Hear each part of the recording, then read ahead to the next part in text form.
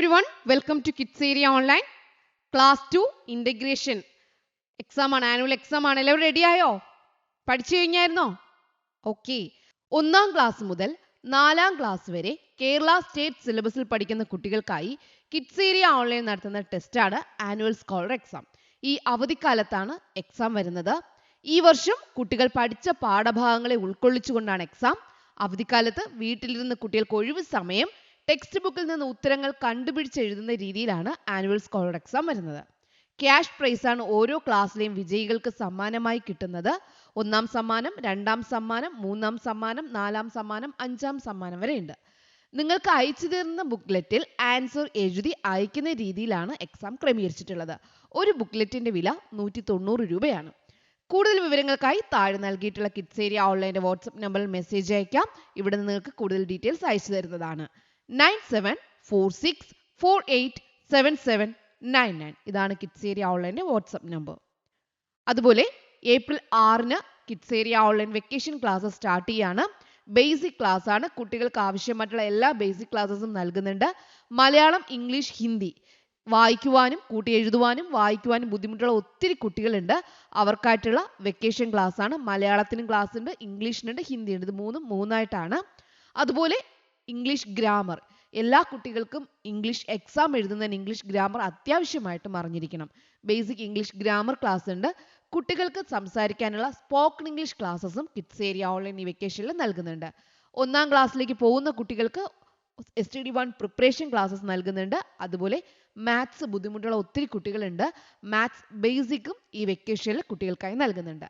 അപ്പോൾ നിങ്ങൾക്ക് ഏത് കോഴ്സാണോ ആവശ്യം അതിനായിട്ട് ഇവിടെ നൽകിയിട്ടുള്ള വാട്സ്ആപ്പ് നമ്പറിൽ കോൺടാക്ട് ചെയ്യാം.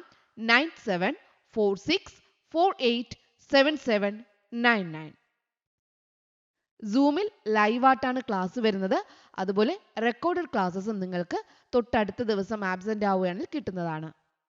ക്ലാസ് 2 ഇൻ്റഗ്രേഷൻ എക്സാം ആണ്, ആനുവൽ എക്സാം ആണ്. എല്ലാവരും റെഡി ആയോ? പഠിച്ചു കഴിഞ്ഞായിരുന്നോ? Okay.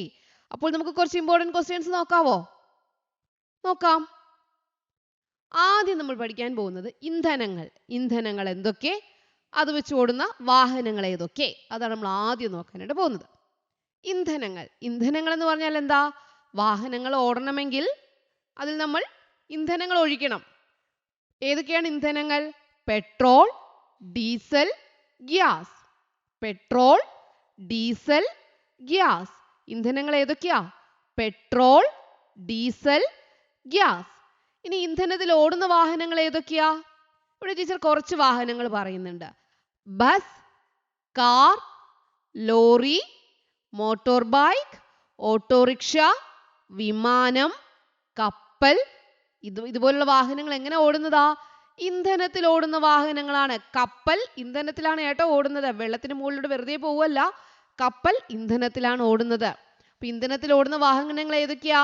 Bus, car, lorry, motor bike, autorickshaw, വിമാനം, കപ്പൽ. ഇതൊക്കെ എങ്ങനെ ഓടുന്നതാ? ഇന്ധനത്തിൽ ഓടുന്ന വാഹനങ്ങളാണ്. ഇനി ഇന്ധനം ഇല്ലാതെ ഓടുന്ന വാഹനങ്ങൾ ഏതൊക്കെയാ? സൈക്കിൾ, കാളവണ്ടി, കുതിരവണ്ടി, തോണി. തോണി എന്ന് പറഞ്ഞാൽ വള്ളം അല്ലെങ്കിൽ വഞ്ചി എന്നൊക്കെ പറയാം. അപ്പൊ ഇന്ധനമില്ലാതെ ഓടുന്ന വാഹനങ്ങൾക്ക് ഉദാഹരണം എന്തൊക്കെയാ? സൈക്കിൾ, കാളവണ്ടി, കുതിരവണ്ടി, തോണി. ഓക്കെ. അപ്പൊ ഇന്ധനത്തിൽ ഓടുന്ന വാഹനങ്ങൾ, ഇന്ധനമില്ലാതെ ഓടുന്ന വാഹനങ്ങൾ. ഇന്ധനങ്ങൾ ഏതൊക്കെയാണ്? ഈ 3 കാര്യങ്ങൾ മനസ്സിലായോ? പെട്രോൾ, ഡീസൽ, ഗ്യാസ് ഇവയാണ് ഇന്ധനങ്ങൾ. ഇന്ധനത്തിൽ ഓടുന്ന വാഹനങ്ങളാണ് bus, car, lorry, motor bike, autorickshaw, വിമാനം, കപ്പൽ. ഇവയാണ് ഉദാഹരണങ്ങൾ. ഇന്ധനമില്ലാതെ ഓടുന്ന വാഹനങ്ങൾക്ക് ഉദാഹരണം സൈക്കിൾ, കാളവണ്ടി, കുതിരവണ്ടി, തോണി. ഇവ ഇന്ധനമില്ലാതെ ഓടുന്ന വാഹനങ്ങൾക്ക് ഉദാഹരണമാണ്. 2ാമത്തെ ചോദ്യം, വാഹനങ്ങൾ. കരയിലൂടെ ഓടുന്ന വാഹനങ്ങളുണ്ട്. കരയിലൂടെ ഓടുന്ന വാഹനങ്ങൾ ഏതൊക്കെയാ? Bus, car, train, cycle, lorry, autorickshaw. ഇതെല്ലാം കരയിലൂടെ ഓടുന്ന വാഹനങ്ങളാണ്. വെള്ളത്തിലൂടെ പോകുന്ന വാഹനങ്ങൾക്ക് ഉദാഹരണം കപ്പൽ, തോണി അല്ലെങ്കിൽ വഞ്ചി അല്ലെങ്കിൽ വള്ളം, ബോട്ട്. കപ്പൽ, തോണി, ബോട്ട് ഇതെല്ലാം അന്തർവാഹിനിയൊക്കെ എഴുതാം കേട്ടോ. അത് അറിയാവുന്നവർക്ക് എഴുതാം. വെള്ളത്തിലൂടെ പോകുന്ന വാഹനങ്ങളാണ്. ഇനി ആകാശത്തിലൂടെ പോകുന്ന വാഹനങ്ങൾ ഏവാ? വിമാനം, ഹെലികോപ്റ്റർ, റോക്കറ്റ് ഇതെല്ലാം എന്താ ആകാശത്തിലൂടെ പോകുന്ന വാഹനങ്ങളാണ്. അപ്പൊ കരയിലൂടെ ഓടുന്ന വാഹനങ്ങൾ, വെള്ളത്തിലൂടെ പോകുന്ന വാഹനങ്ങൾ, ആകാശത്തിലൂടെ പോകുന്ന വാഹനങ്ങൾ, ഇവ എഴുതാനായിട്ട് അറിയാവോ? അതിൽ നിന്ന് 2 ചോദ്യങ്ങൾക്ക് നിങ്ങൾക്ക് ചോദിക്കാം. നിങ്ങൾ സ്കൂളിൽ വരാൻ ഉപയോഗിക്കുന്ന വാഹനം ഏത് വിഭാഗത്തിൽ പെടുന്നു? നിങ്ങൾ സ്കൂളിൽ വരാൻ ഉപയോഗിക്കുന്ന വാഹനം ഏത് വിഭാഗത്തിലാ പെടുക? കരയിലൂടെ ഓടുന്ന വാഹനത്തിലാണ് ഉൾപ്പെടുന്നത്. ഒരു വാഹനത്തിന്റെ ചിത്രം വരച്ച് നിറം നൽകുക. അപ്പൊ സൈക്കിൾ വരയ്ക്കാൻ അറിയാവോ എല്ലാവർക്കും? ബോട്ട് വരയ്ക്കാൻ അറിയാവോ? അറിയാം. അപ്പൊ ഒരു വാഹനത്തിന്റെ ചിത്രം വരച്ച് എന്ത് ചെയ്യണം? നിറം നൽകാൻ ചോദിച്ചാലും നിങ്ങൾ തെറ്റാണ്ട് ചെയ്യണം. 3-ാമത്തെ ചോദ്യം. രോഗങ്ങൾ. മന്ത്, എലിപ്പനി, നിപ, കോളറ. അപ്പോൾ മന്ത്, എലിപ്പനി, നിപ്പ, കോളറ. ഈ അസുഖങ്ങൾ ഓർമ്മയുണ്ടോ? പഠിച്ചത് ഓർമ്മയുണ്ടോ? അപ്പൊ ഇവർ ആരൊക്കെയാണ് ഈ അസുഖങ്ങൾ കൊണ്ടുവരുന്നത് എന്നാണ് പഠിക്കാൻ പോകുന്നത്. എലി കൊണ്ടുവരുന്നത് എന്താ? എലിപ്പനി. ആരാണ്? എന്താണ്? എലിപ്പനി. ഈച്ച കൊണ്ടുവരുന്നത് എന്താ? കോളറ. ഈച്ച കൊണ്ടുവരുന്നത് കോളറ. കൊതുക് പരത്തുന്ന രോഗം ഡെങ്കിപ്പനി, മന്ത് ഇതെല്ലാം കൊതുക് പരത്തുന്ന രോഗമാണ്.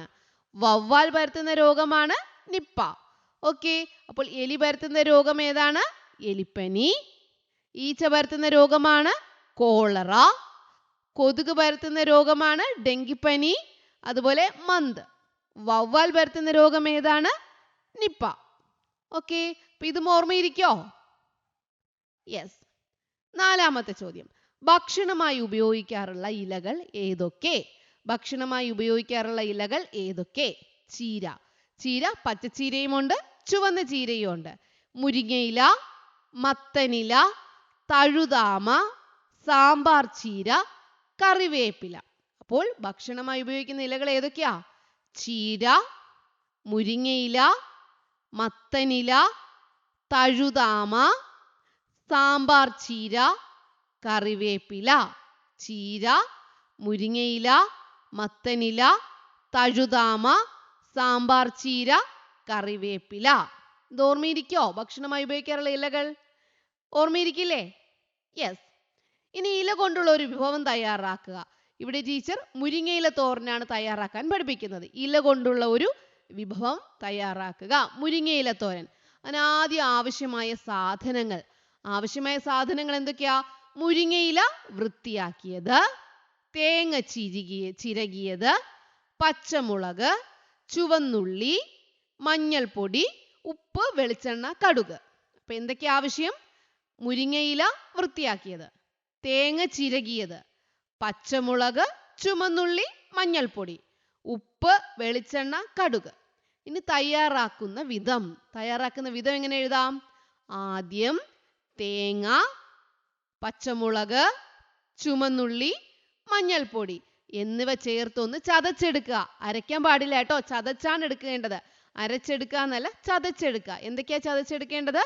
തേങ്ങ ചിരകിയത്, പച്ചമുളക്, ചുവന്നുള്ളി, മഞ്ഞൾപ്പൊടി എന്നിവ ചേർത്തൊന്ന് ചതച്ചെടുക്കുക.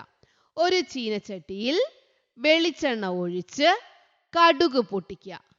ഒരു ചീനച്ചട്ടിയിൽ വെളിച്ചെണ്ണ ഒഴിച്ച് കടുക് പൊട്ടിക്കുക. ഇതിലേക്ക് വൃത്തിയാക്കിയ മുരിങ്ങയില ചേർത്ത് നന്നായി ഇളക്കുക. ഇതിലേക്ക് വൃത്തിയാക്കി വെച്ചിരിക്കുന്ന മുരിങ്ങയില ചേർത്ത് നന്നായി ഇളക്കുക.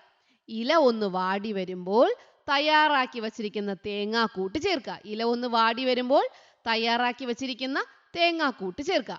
ആവശ്യത്തിന് ഉപ്പും ചേർത്ത് ചെറിയ തീയിൽ വേവിച്ചെടുക്കുക. മുരിങ്ങയില തോരൻ തയ്യാർ.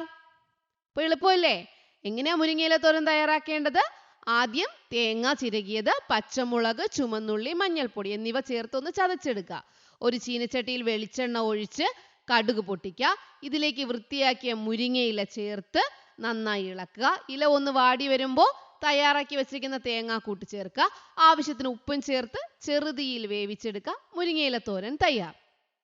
അപ്പോൾ ഒരു ഇല കൊണ്ടുള്ള ഒരു വിഭവം എഴുതാൻ പറഞ്ഞാൽ എഴുതത്തില്ലേ? ഇല കൊണ്ടുള്ള ഒരു വിഭവം. യെസ്. 6-ാമത്തെ ചോദ്യം. ചെടികൾ, വള്ളികൾ, മരങ്ങൾ. ചെടികൾ എന്ന് പറഞ്ഞാൽ എന്താ? മരങ്ങൾ പോലെ ആകാത്ത, വലിയ മരം പോലെ ആകാത്ത, നമ്മൾ ചെറുതായിട്ട് വന്നിരിക്കുന്ന ചെടികളില്ലേ, അതാണ് ചെടികൾ. ചീര, തുളസി, തെച്ചി, വെണ്ട, റോസ, ചെമ്പരത്തി ഇതെല്ലാം എന്താ? ചെടികളാണ്. അപ്പൊ ചെടികൾ എന്തൊക്കെയാ? ചീര, തുളസി, തെച്ചി, വെണ്ട, റോസ ഇവ പോലുള്ളവയാണ് ചെടികൾ. ഇവ എന്ത് ചെയ്യത്തില്ല? വളർന്ന് വലിയ മരം പോലെ ആകത്തില്ല. കുറച്ച് ഉയരത്തിൽ മാത്രമേ വളരുകയുള്ളൂ. അതാണ് ചെടികൾ. ഇനി വള്ളികൾ എന്താണ്? മറ്റു എന്തിലെങ്കിലും പടർന്നു പോകും അല്ലേ? അപ്പൊ വള്ളികൾ ഏതൊക്കെയാ? പയർ, കുരുമുളക്, മത്തൻ, മുല്ല, കോവൽ ഇവ എന്താണ്? വള്ളികൾ. അപ്പൊ വള്ളികൾ എഴുതാൻ പറഞ്ഞാൽ ഏതൊക്കെ എഴുതാം? പയർ, കുരുമുളക്, മത്തൻ, മുല്ല, കോവൽ, പാവയ്ക്ക, പടവലം, വെള്ളരി ഇതെല്ലാം എന്താ? വള്ളികളാണ്. ഇനി മരങ്ങൾ എന്തൊക്കെയുണ്ട്? തെങ്ങ്, മാവ്, പ്ലാവ്, ആൽ, വേപ്പ് അങ്ങനെ ഒരുപാട് മരങ്ങൾ നമുക്ക് ചുറ്റും ഇല്ലേ? തേക്ക് അതൊക്കെയാണ് എന്താ? മരങ്ങൾ വരുന്നത്. അപ്പൊ ചെടികൾ, വള്ളികൾ, മരങ്ങൾ. ചെടികൾ, വള്ളികൾ, മരങ്ങൾ. തരംതിരിച്ച് എഴുതാൻ പറഞ്ഞാൽ എഴുതാൻ അറിയാലോ. ചെടികളെ ഒരു ഗ്രൂപ്പിലാക്കുക, വള്ളികൾ ഒരുമിച്ചാക്കുക, മരങ്ങൾ ഒരുമിച്ചാക്കുക എന്ന് എഴുതാൻ പറഞ്ഞാൽ അറിയാലോ. യെസ്.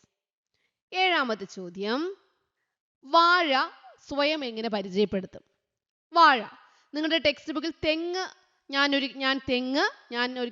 കേരവൃക്ഷമാണ് എന്നൊക്കെ പറഞ്ഞ് പഠിപ്പിച്ചില്ലേ? അതുപോലെ വാഴ എങ്ങനെയായിരിക്കും തന്നെ സ്വയമായിട്ട് പരിചയപ്പെടുത്തുക? എങ്ങനെ എഴുതാം? ഞാൻ വാഴ. എനിക്ക് മരങ്ങളെപ്പോലെ കട്ടിയുള്ള തടിയില്ല. എൻ്റെ തണ്ടിനെ വാഴപ്പിണ്ടി എന്ന് വിളിക്കുന്നു.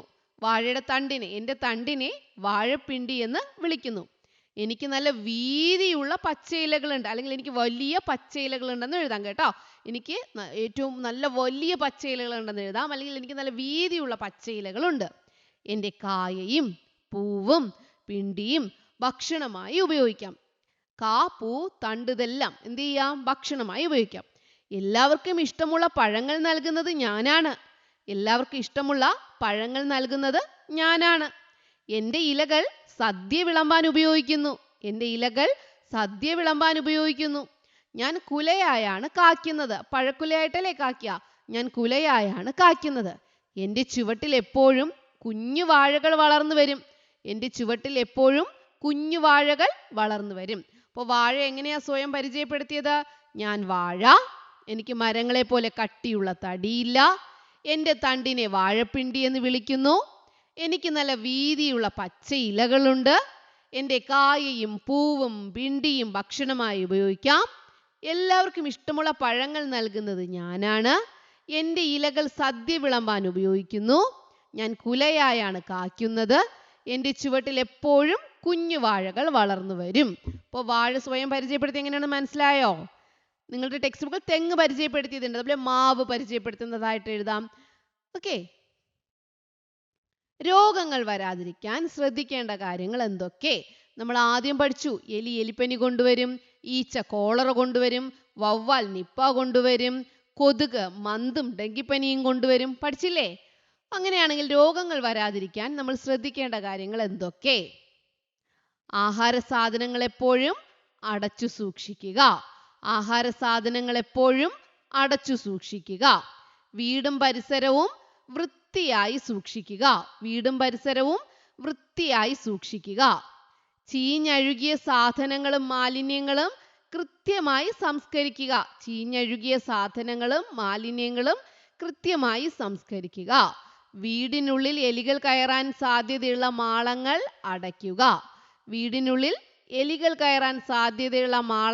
അടയ്ക്കുക. കെട്ടിക്കിടക്കുന്ന മലിനജലത്തിൽ ഇറങ്ങുമ്പോൾ ചെരുപ്പും കയ്യുറയും ധരിക്കുക. ചിരട്ടകൾ, ടയറുകൾ, കുപ്പികൾ എന്നിവയിൽ വെള്ളം കെട്ടി നിൽക്കുവാൻ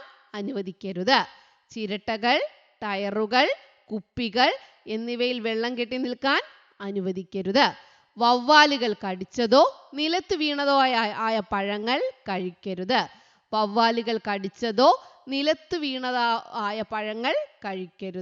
പഴങ്ങൾ എപ്പോഴും നന്നായി കഴുകി മാത്രം ഉപയോഗിക്കുക. അപ്പോൾ കുറേ കാര്യങ്ങൾ ടീച്ചർ പറഞ്ഞു. നിങ്ങൾക്ക് 5 അല്ലെങ്കിൽ 5 സെന്റൻസ് ഒക്കെ എഴുതാനായിട്ട് ഉണ്ടാവാറുള്ളൂ. അപ്പോൾ ആഹാര സാധനങ്ങൾ എപ്പോഴും അടച്ചു സൂക്ഷിക്കുക, വീടും പരിസരവും വൃത്തിയായി സൂക്ഷിക്കുക, ചീഞ്ഞഴുകിയ സാധനങ്ങളും മാലിന്യങ്ങളും കൃത്യമായി സംസ്കരിക്കുക, വീടിനുള്ളിൽ എലികൾ കയറാൻ സാധ്യതയുള്ള മാളങ്ങൾ അടയ്ക്കുക, കെട്ടിക്കിടക്കുന്ന മലിനജലത്തിൽ ഇറങ്ങുമ്പോൾ ചെരുപ്പും കയ്യുറയും ധരിക്കുക, ചിരട്ടകൾ, ടയറുകൾ, കുപ്പികൾ എന്നിവയിൽ വെള്ളം കെട്ടി നിൽക്കാൻ അനുവദിക്കരുത്, വവ്വാലുകൾ കടിച്ചതോ നിലത്ത് വീണതോ ആയ പഴങ്ങൾ കഴിക്കരുത്, പഴങ്ങൾ എപ്പോഴും നന്നായി കഴുകി മാത്രം ഉപയോഗിക്കുക. അപ്പോൾ ഇവിടെ ടീച്ചർ രോഗങ്ങൾ വരാതിരിക്കാൻ ശ്രദ്ധിക്കേണ്ട കുറച്ച് കാര്യങ്ങൾ ടീച്ചർ പറഞ്ഞു. നിങ്ങൾ ഇതിൽ നിന്ന് കുറേ കാര്യങ്ങൾ നിങ്ങൾക്ക് മനസ്സിലായിട്ടുണ്ടാവും. ഇങ്ങനൊരു ചോദ്യം വന്ന് എല്ലാവരും തെറ്റാണ്ട് എഴുതണം കേട്ടോ. ഗ്രാമത്തിലെ കാഴ്ചകളും പട്ടണത്തിലെ കാഴ്ചകളുമാണ് അടുത്ത് നമ്മൾ പഠിക്കാൻ പോകുന്നത്. അപ്പോൾ ഗ്രാമത്തിൽ എന്തൊക്കെ കാഴ്ചകൾ കാണാം, പട്ടണത്തിൽ എന്തൊക്കെ കാഴ്ചകൾ കാണാം. ഗ്രാമത്തിലെ കാഴ്ചകൾ എന്തൊക്കെയാണ്? പച്ചപ്പണിഞ്ഞ പാടങ്ങളും നിരനിരയായി നിൽക്കുന്ന തെങ്ങുകളും കാണാം. പച്ചപ്പണിഞ്ഞ പാടങ്ങളും നിരനിരയായി നിൽക്കുന്ന തെങ്ങുകളും കാണാം. ഗ്രാമത്തിലൂടെ ഒഴുകുന്ന തെളിനീരുള്ള പുഴകളും അല്ലെങ്കിൽ ഗ്രാമത്തിലൂടെ ഒഴുകുന്ന പുഴകളും അവിടെ നീന്തി തുടിക്കുന്ന താറാവുകളും കാണാം. ഗ്രാമത്തിലൂടെ ഒഴുകുന്ന പുഴകളും അവിടെ നീന്തി തുടിക്കുന്ന താറാവുകളും കാണാം. പൂമ്പാറ്റകൾ പാറി നടക്കുന്ന പൂന്തോട്ടങ്ങളും കിളികളുടെ ശബ്ദവും ഗ്രാമത്തിന്റെ പ്രത്യേകതയാണ്. അപ്പൊ ഗ്രാമത്തിന്റെ പ്രത്യേകതയാണ് പൂമ്പാറ്റകൾ പാറി നടക്കുന്ന പൂന്തോട്ടം, കിളികളുടെ ശബ്ദം. പൂമ്പാറ്റകൾ പാറി നടക്കുന്ന പൂന്തോട്ടങ്ങളും കിളികളുടെ ശബ്ദവും ഗ്രാമത്തിന്റെ പ്രത്യേകതയാണ്. വാഹനങ്ങളുടെ വലിയ തിരക്കില്ലാത്തത് കൊണ്ട് ഗ്രാമത്തിൽ എപ്പോഴും ശുദ്ധവായുവും സമാധാനവും ലഭിക്കുന്നു. വാഹനങ്ങളുടെ വലിയ തിരക്കില്ലാത്തതുകൊണ്ട് ഗ്രാമത്തിൽ എപ്പോഴും ശുദ്ധവായുവും സമാധാന അന്തരീക്ഷമായിരിക്കും അല്ലേ?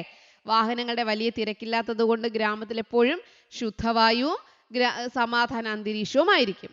പശുക്കളും ആടുകളും മേഞ്ഞു നടക്കുന്ന പറമ്പുകളും കാണാം. പശുക്കളും ആടുകളും മേഞ്ഞു നടക്കുന്ന പറമ്പുകളും കാണാം. ഗ്രാമത്തിലെ കാഴ്ചകൾ നിങ്ങൾക്ക് മനസ്സിലായോ? എന്തൊക്കെയാ?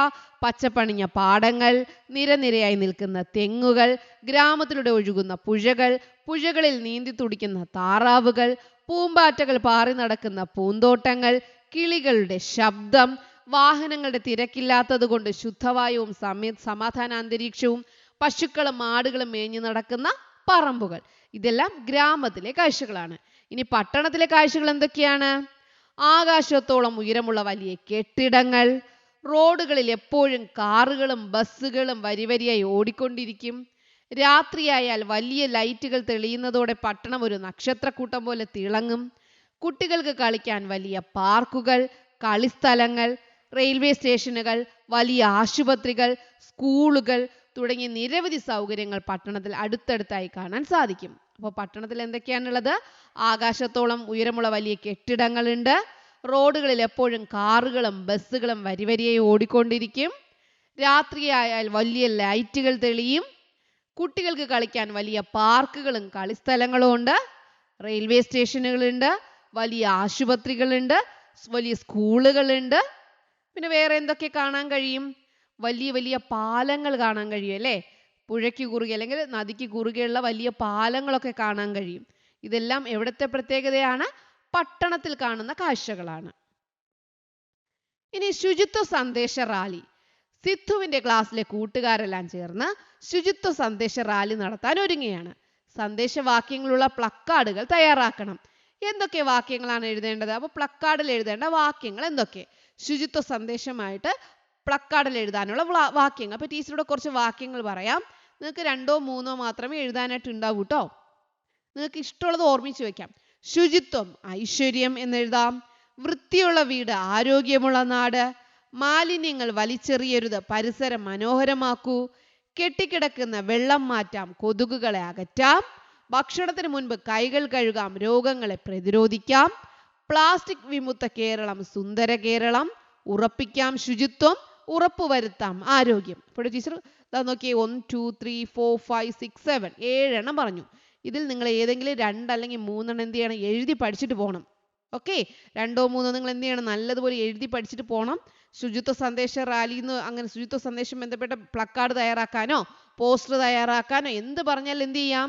അതിനുള്ളിൽ നിങ്ങൾക്ക് ഈ വാക്യങ്ങൾ എഴുതാം, ചിത്രവും വരയ്ക്കാം. അതിനോടൊപ്പം ശുചിത്വം ഐശ്വര്യം, വൃത്തിയുള്ള വീട് ആരോഗ്യമുള്ള നാട്, മാലിന്യങ്ങൾ വലിച്ചെറിയരുത്, പരിസരം മനോഹരമാക്കൂ. കെട്ടിക്കിടക്കുന്ന വെള്ളം മാറ്റാം, കൊതുകുകളെ അകറ്റാം. ഭക്ഷണത്തിന് മുൻപ് കൈകൾ കഴുകാം, രോഗങ്ങളെ പ്രതിരോധിക്കാം. പ്ലാസ്റ്റിക് വിമുക്ത കേരളം, സുന്ദര കേരളം. ഉറപ്പിക്കാം ശുചിത്വം, ഉറപ്പുവരുത്താം ആരോഗ്യം. ലാസ്റ്റത്തത് നല്ല വാക്യമാണ് കേട്ടോ. ഉറപ്പിക്കാം ശുചിത്വം, ഉറപ്പുവരുത്താം ആരോഗ്യം. ഓക്കെ, അപ്പോൾ ഇതിൽ നിങ്ങൾ ഏതെങ്കിലും 2-3 പഠിച്ചിട്ട് പോവുക കേട്ടോ. ഓക്കെ, അപ്പോൾ എല്ലാവർക്കും എക്സാം ഈസി ആയിരിക്കട്ടെ. എല്ലാവരും നല്ലതുപോലെ പഠിച്ചിട്ട് പോവുക, എക്സാം നല്ലതുപോലെ എഴുതുക. Okay children, bye bye, thank you. 1-ാം class മുതൽ 4-ാം ക്ലാസ് വരെ കേരള സ്റ്റേറ്റ് സിലബസിൽ പഠിക്കുന്ന കുട്ടികൾക്കായി കിഡ്സ് ഏരിയ ഓൺലൈൻ നടത്തുന്ന ടെസ്റ്റാണ് ആനുവൽ സ്കോളർ എക്സാം.